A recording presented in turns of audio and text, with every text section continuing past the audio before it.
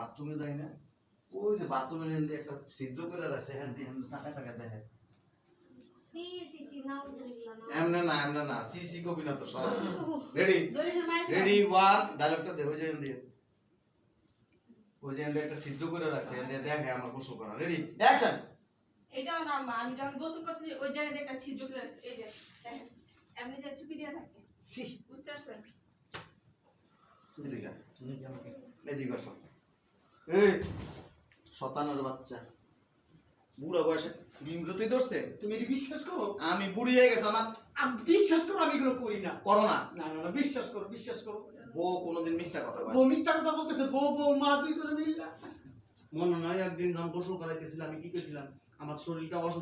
অসুস্থতার ভান দাওস না না